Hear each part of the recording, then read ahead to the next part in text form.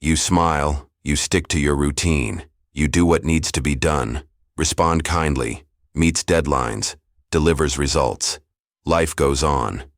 For those looking from the outside, everything is fine. But you know you're not. Because deep down, there is something holding you back. A kind of internal weight that appears without warning. An inconvenience that cannot be justified by logic. A silence that hurts. You feel it in the little moments, when you're alone in the car and suddenly the music loses its meaning, when you finish a task, and you feel empty, as if nothing really matters, when someone compliments you, and you can't believe it, or when everything seems to be going well, but some part of you sabotages your own progress. It's as if there were a second force within you, one that doesn't appear, but directs, one that doesn't speak, but commands, one that you've learned to ignore, but that has never stopped being there. You feel it in your body, in the fatigue that cannot be explained, in the breath you hold for no reason, the feeling of always running away, even when standing still. It's like an emotional echo, an old pain that you don't remember clearly. But that still screams inside, and the cruelest thing is that you learn to deal with it by pretending everything is fine. You smile, even when your soul is withered. You say it's okay, even when you're imploding inside. You've become a master at not showing it. He learned to keep quiet, do not disturb, hiding even from yourself what hurts you. But that hidden pain didn't go away. She just changed shape. Now she lives in her decisions. In relationships you accept out of fear. In the opportunities you let pass you by without understanding why. In the words he doesn't say. In dreams that do not begin. You think you are in control, but in truth what is running your life is the pain you don't want to look at.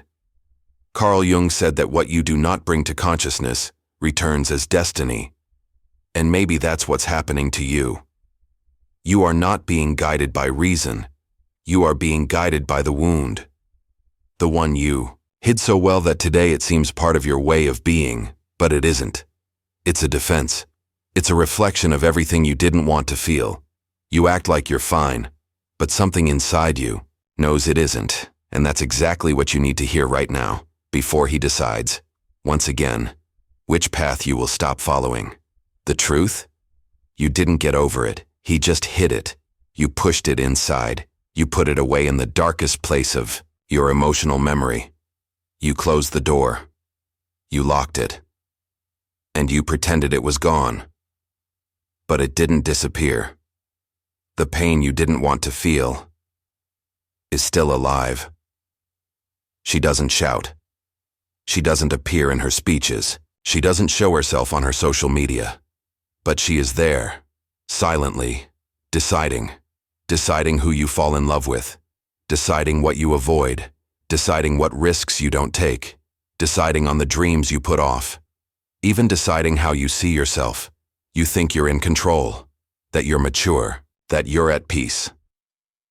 But behind this calm lies a minefield. There lives the version of you that needed to survive.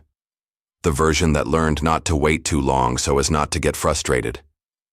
The one who prefers not to expose herself so as not to be rejected. The one who chooses safe paths because others in the past hurt you. You don't realize it, but you live in fear of feeling again what you've already felt.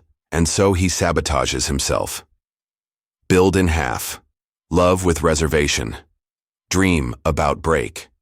It gets closer, but doesn't give everything away. Move forward, but always with a part of you. Looking back, Carl Jung said it clearly. What you do not bring into consciousness returns as destiny. You think you choose, but in fact, you repeats patterns, repeats fears.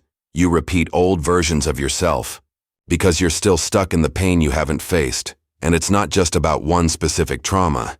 It is a collection of undigested wounds, small cuts that together shape the way you protect yourself. And too much protection is also prison. You may have become someone functional, even admirable. But deep down, there is still a wounded child deciding whether it is safe to truly live. And this child is afraid. Fear of failure.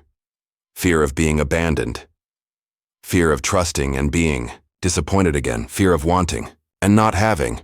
And it is this fear, disguised as rationality, that prevents you from giving yourself over to life completely. You have become an adult. But the pilot is still the pain. It is she who breaks when the soul wants to accelerate. It is she who retreats when the heart tries to advance. It's what makes you give up before you even try. You say you're skeptical, you say you're pragmatic, you say you're mature, but often, that's just the fancy outfit you put on over your getaway. And the worst part? You've gotten used to this escape. I learned to live like this, to call it my way of being. But it is not its essence. It's your defense.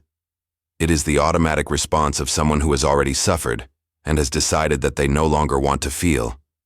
But Jung warned, what you don't face controls you, and it's controlling you now, in the way you limit your joy, in the way you reduce your desires, the way you doubt yourself, even when everything is going right. You don't trust happiness because you're still afraid it will end like the last time. You don't trust love because you're still trying to heal from the one that destroyed you. You don't trust yourself because you carry a pain that no one has ever acknowledged. But today, you can start to recognize you may for the first time admit that you are not completely okay, and that it's okay not to be. Because only when pain is seen, does it stop directing your life. As long as she stays hidden, she will decide for you. You will choose who you connect with. It will protect you from what no longer needs to be avoided. It will sabotage what could flourish. It will keep you safe and away from the life you could be living. You don't have to go on like this, but you have to have the courage to look, to say, I hid this pain, but it still lives here.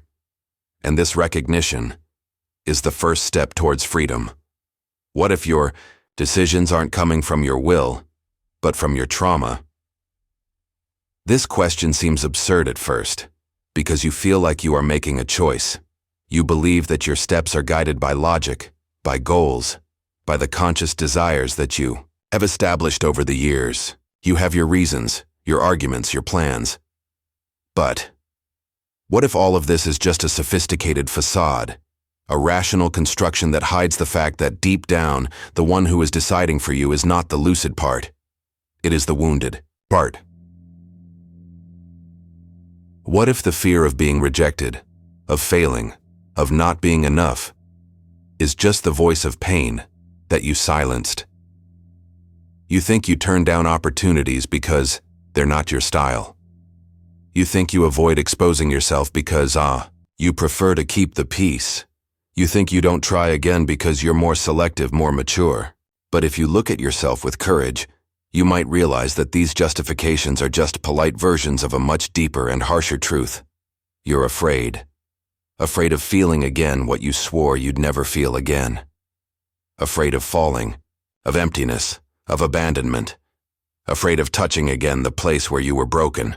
Carl Jung said that everything we repress becomes a shadow. But this shadow does not disappear. It becomes active. It begins to live between the lines of our history. It inhabits our relationships, our reactions, our silences, our impulses to escape. The shadow lives when you give up without trying, when you diminish yourself in the name of harmony, when you feel anger and swallow it as if it were poison, when you want to run but stay, when you want to scream but smile. The shadow lives and decides. You are not in control. Your wound is. And this is a blind spot that few have the courage to see. Because recognizing that the pains you buried are still in control requires a deep internal confrontation. It requires you to dismantle the image of control that you built with so much effort. It requires you to admit that that decision that seemed rational was, in fact, fear disguised as prudence. It requires you to review paths, questions, and perhaps even entire parts of your identity that were formed not by freedom, but by defense. The wound does not appear as pain. It appears as a pattern. It repeats itself in a subtle way, always. In the same relationships, in the same blocks, in the same withdrawals. And you, believing that you are choosing, just repeat it. Not out of weakness, but out of protection. Because the unconscious doesn't want you to live. It wants you to survive. And for that reason, it distances you from everything that represents risk. Even if that risk is also the possibility of healing, of growth, of fulfillment. The cruelest thing is that this sabotage is not loud. It is silent, almost elegant. It presents itself as reason, as thoughtfulness, as care. But in reality, it is pure fear. Fear of facing what you have hidden. Fear of touching the wound and not knowing what to do with it. Fear of opening the door and discovering that what is there still hurts. But what if that is exactly what needs to happen? What if what's holding you back isn't a lack of strength, talent, or opportunity? It's the fact that you're living a life built around avoiding contact with your own pain? What if the path to freedom lies not in more control, but in more truth? You are not lost. You are conditioned. You've learned to act in a way that keeps you safe, even when that safety suffocates you. But now, maybe it's time to stop running, to face, to bring to light what you thought you had buried, because as long as this pain is not seen, it will continue to decide. You will continue choosing the short paths, the lukewarm loves, the small dreams.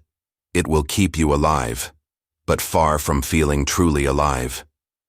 And you deserve more than that. You deserve to go back to who you would be if you hadn't hidden from your pain. Carl Jung, in one of his most powerful phrases, wrote, "Until you make the unconscious conscious, it will direct your life, and you will call it destiny." This is not just a philosophical provocation.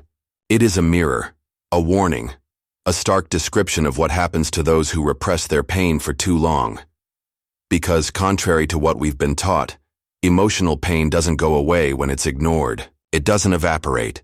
It doesn't dissolve over time. It doesn't go away because you've decided to move on. What actually happens is much more complex, and in many cases, devastating. Repressed pain changes form. It hides in the folds of the psyche and begins to live on its own, like software running in the background.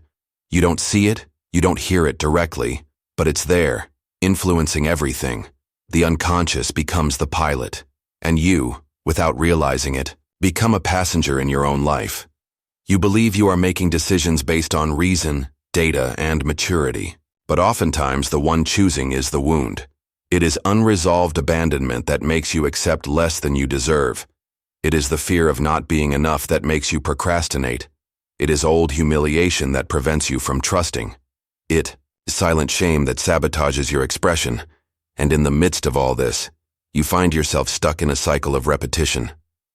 You attract the same types of people. You experience the same dilemmas. You face the same obstacles. You try to change. You try to improve. You try to evolve. But something always pulls you back. Something you can't name. Something you think is bad luck, karma, the way you are. But in reality, it's your unconscious guiding you with invisible hands. Jung teaches us that this unconscious only loses control when it is looked at, when it is illuminated by consciousness.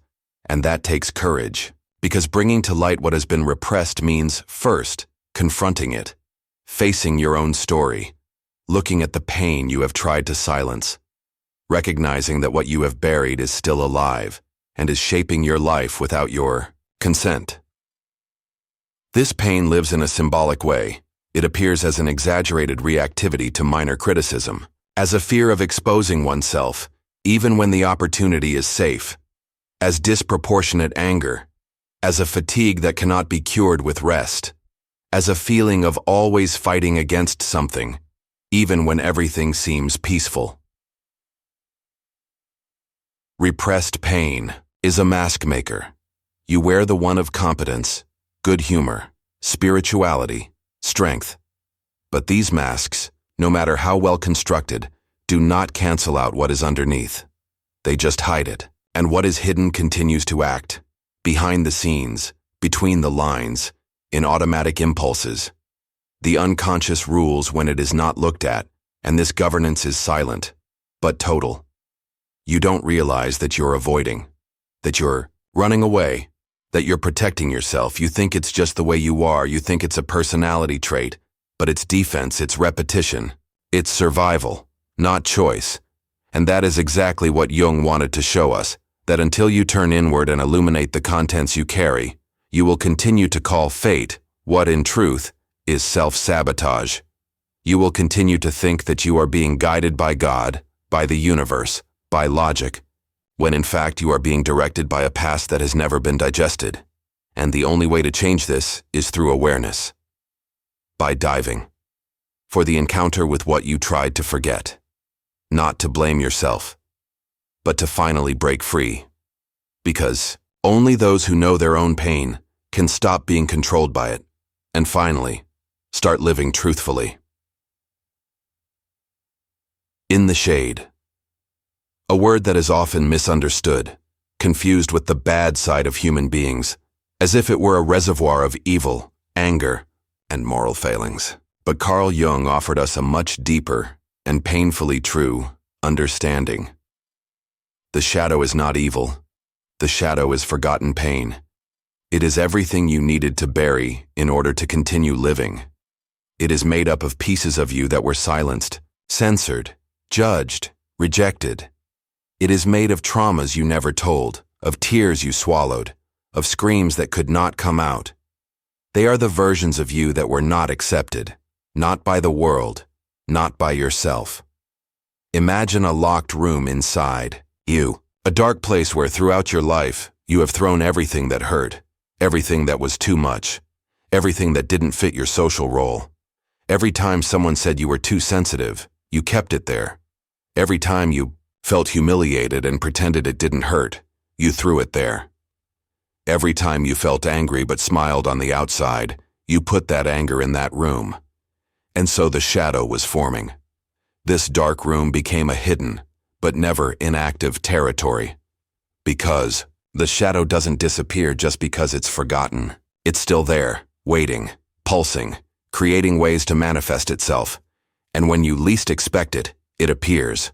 Sometimes as an explosion, sometimes as a withdrawal, sometimes as sabotage, as procrastination, as chronic fatigue, sometimes as a relationship that starts out well but soon becomes an emotional battlefield, sometimes as emotional addictions, the constant need to be validated, the drive to please, the inability to say no, the irrational fear of being rejected. This is shadow expressing itself. It's the pain that wants to be seen, but that you insist on ignoring. And the more you ignore it, the more it commands. You believe you're in control, that you're making conscious choices, that you're following your intuition.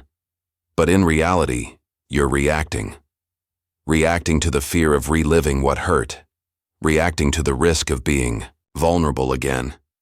Reacting to the possibility of not being loved, because deep down, there are parts of you that have been taught to believe that you're not worthy of love. And what does this generate? Standards, toxic relationships where you always repeat the same role. The one who saves, the one who suffers, the one who begs, the one who is not seen. Situations where you, without realizing it, seek out the pain you know, because even though it hurts, it is familiar. And what is familiar, the unconscious calls safe. The shadow shapes your path without consulting you, because you never wanted to talk to her. I never wanted to open the door to that room. And it's not out of cowardice. It's out of instinct. You did what you could. You buried what you had to in order to survive. And that's okay. It was necessary. But now you are no longer in that childhood, that trauma, that loss. You have grown up, and perhaps now you have the structure to return to your room, to look inside, to say, I know you're there. I know I threw you in here because I didn't know what to do with you.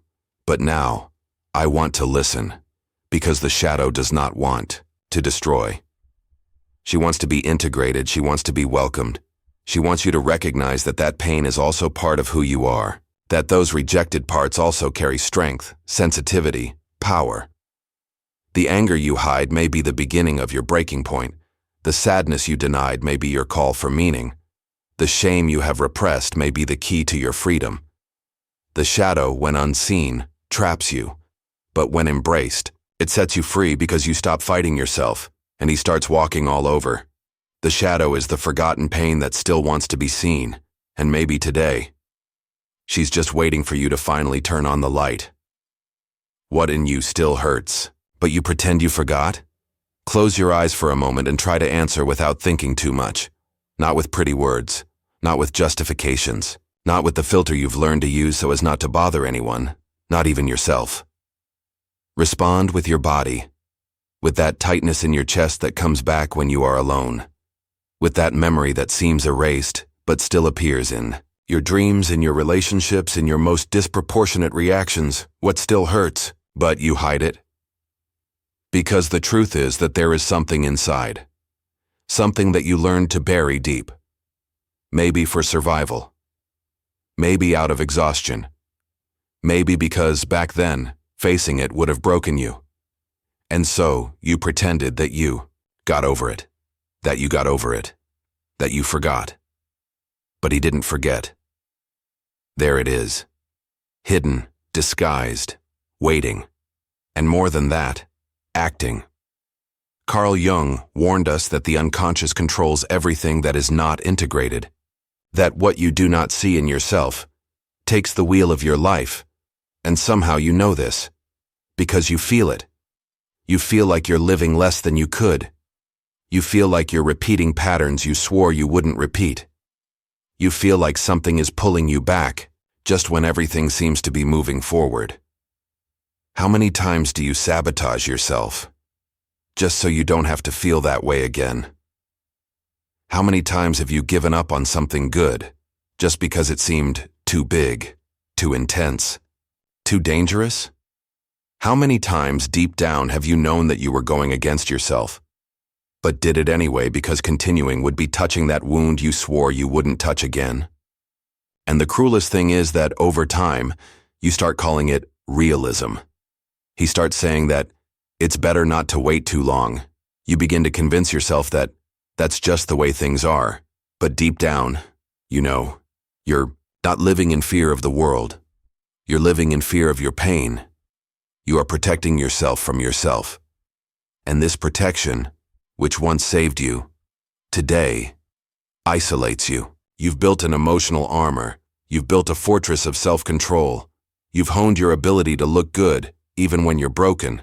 You've learned to shut out even yourself, to avoid not only pain, but everything that could touch you, even true joy, true love, true dreams. Because all of that too requires vulnerability.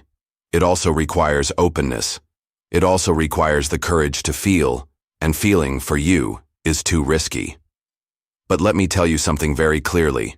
What you don't face continues to destroy you, not with explosions, not with tragedies, but with erosion. Silent, continuous, deep. It's the voice that tells you not to try. It's the feeling that something is always missing.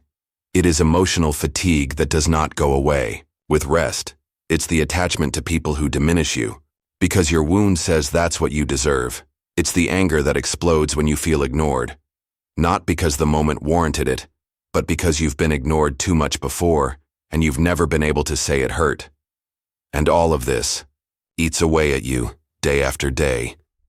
But there is something that changes all this. A simple, brutal, necessary gesture. Stop running away. Stop calling the past what is still completely alive in the present. Stop pretending that what you feel is all in your head. Stop fooling yourself with false maturity that only serves to keep everything exactly where it is, in the place of repression. Do you want to grow? Do you want to evolve? Do you want to break free? So start here, looking, listening, admitting. No masks, no excuses, no fear of breaking. Because perhaps, only by breaking the armor will you for the first time truly breathe. Jung said that only consciousness transforms, and consciousness only arises when you allow yourself to face it. So I ask you again, what in you still hurts? But you pretend you forgot. Maybe it's time to stop pretending and start living, whole, as much as it hurts. Because only then, one day, will it stop hurting. The pain you hid, just wanted to be heard. She didn't come to break you. nor to punish you, nor to make you believe that there is something wrong with you. She came to wake you up. She came to remind you of where you got lost, where you forgot, when you learned to silence yourself to fit in with the love of others, when you started calling survival maturity, when you started building a life around escape and not the truth. You thought that if you hid this pain, it would disappear, that if you ignored it, it would dissolve in time, that if you occupied your mind, your soul would stop screaming. But it didn't stop. It only changed its tone. It only changed its clothes. It only started to appear when you least expected it, in the midst of joy, like a nameless tiredness, at the beginning of a love, like the fear of being seen, at the height of a conquest, like the feeling that something is still missing. This pain is not your enemy. She is your map. It's the path back to your wholeness, because everything you buried inside, the screams you couldn't say, the feelings you couldn't express, the anger you were told was ugly, the sadness you were forced to swallow, all of that is still part of you. And as long as you keep treating it like emotional garbage, your life will continue to be driven by fragments, half of you trying to move on, and the other half pulling back, begging to be looked at. Carl Jung said that it is not those who imagine figures of light who become enlightened, but those who are able to face their darkness and integrate it. That's what pain wants. She doesn't want to sink you. She wants to show you where you're still stuck. She wants to lead you to the pieces of you that were left behind. She wants you to go to that dark place where you abandoned yourself and rescue yourself. This pain is not weakness. It is forgotten strength. It's your denied truth trying to come back, and that's why she insists, because it won't go away until it's seen. And when it is, it won't haunt you anymore. It will transform you, because all pain that is welcomed becomes power. Repressed anger becomes a limit. Ignored sadness turns into compassion. Hidden shame turns into courage. You begin to understand that everything that seemed to separate you from life was in fact the bridge back to it. You begin to understand that facing pain is not about destroying yourself. It's about coming together. It's about putting the pieces back together. It's about becoming whole again. You start to see yourself in a different light, with less guilt, with more presence, with more honesty, and that honesty heals. Because when you stop running from pain, it stops controlling you. You stop reacting automatically. You start choosing consciously. You start realizing that you no longer need to repeat yourself, that you can break through, that you can rewrite, that you can finally be the author of your own story, and no longer be held hostage by the past. This is the turning point. This is the point of transformation, the moment when you realize that what you avoided the most was exactly what you needed the most. Pain doesn't want to punish you. She wants to set you free. But for that, you need to listen. You need to look with courage. You have to cross even if you're shaking, because on the other side, there's you, whole, vivo, real, and maybe this reunion so postponed, so feared, is exactly what you are ready to experience now. Now that you've looked within, it's time to take one more step. A step that doesn't require perfection, but presence. A step that doesn't require absolute courage, but a willingness to stop running away. This step is called reconnection, and to do that, you'll need to do something simple and profound. Write a letter. Not for anyone outside, not for the world. Not to justify what you feel or to appear strong, more precisely, to the part of you that was hurt, that part that was left alone, the one who cried in silence, the one who screamed and was not heard, the one who swallowed the pain to keep up appearances, the one who kept quiet so as not to lose the little affection she received. This letter is for her. Grab a pen and paper, or open up your notepad on your phone. It's not the medium that matters. It's the delivery. Take a deep breath. Close your eyes and try to remember. Go back to that moment that left an impression on you, not with anger, but with clarity, not to wallow in the past, but to rescue the part of you that was frozen there, Now start writing. Talk to your pain as if it were a child forgotten in a corner of the house, with honesty, with affection, with firmness. Say what could never be said. Talk about the injustice you felt, about the fear that took hold of you, about the abandonment that silenced you, about the guilt that was imposed on you, about the love you gave and didn't receive. But don't write to accuse, write to free. Write as if you were looking into the eyes of your own shadow, and for the first time saying, I see you. Because that's what she needs most, to be recognized. This letter is a mirror, an emotional mirror where you will reconnect with what was exiled internally. You will give a name to what has always been hidden. You will touch with words that which has never been named. And in that gesture, something changes. Something comes loose. Because what was shadow begins to be light. You begin to realize that there is nothing in you that deserves to be rejected. That even what you thought was ugly, weak, exaggerated, was just a desperate way of asking for care, space, understanding. The pain you carried for so long didn't want punishment. It wanted acceptance, and this letter is the beginning. If you can, read it out loud after you finish, even if your voice shakes, even if the tears come, even if it feels strange. Read it as a rite of passage, as if to say, enough running away, as if to say, now I'm here. This letter doesn't solve everything, but she starts something. She opens the door.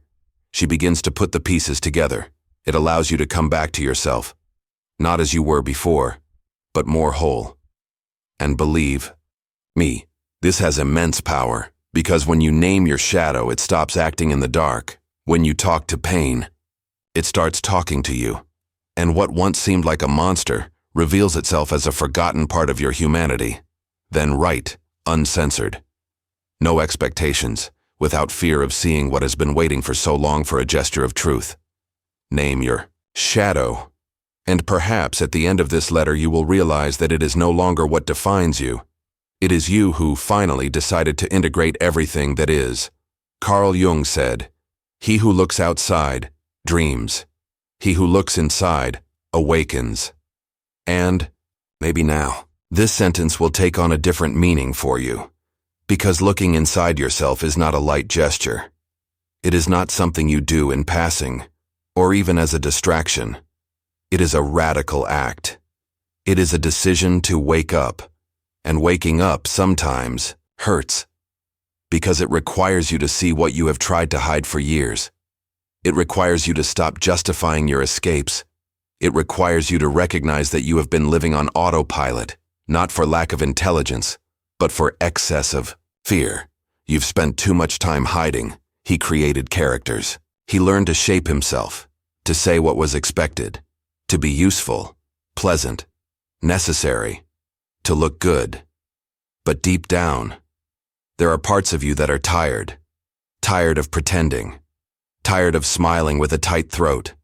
Tired of functioning on the outside while screaming for help on the inside. Tired of always living on the outside, as if their truth were too big, too intense, too shameful for the world. But Jung taught us something that liberates. The shadow needs light, not shame. What is hurting you is not what is wrong in you. What is hurting is the exile of what is true. You are not weak for feeling. You are human. You are not flawed for carrying wounds. You are real. Your pain does not make you unworthy. It makes you whole. The shame you feel when you look deeply into yourself doesn't come from your essence. It comes from the society that trained you to appear perfect. It comes from the voices that told you that your emotions were exaggerated, that your intensity was a problem, that your sensitivity was weakness, that your pain was drama. But you are here now. And maybe, just maybe, it's time to stop carrying this shame around as if it were your own. She never was. What is yours is the light you can bring into this darkness. It is the gesture of saying, I no longer need to hide, because awakening begins exactly there. The moment you stop running away from yourself, the moment you decide you no longer want to be half, the moment you stop waiting for permission, to simply be. And so I invite you to a final gesture, not as an exhibition, but as liberation. In the comments, say, what part of you is hidden and is tired of being ignored? Write as if you were coming home, like someone turning on the light, as someone who understands once and for all that there is no cure without courage, and there is no courage without truth, and there is no truth if you keep hiding it from yourself. You are ready, and your shadow has waited too long.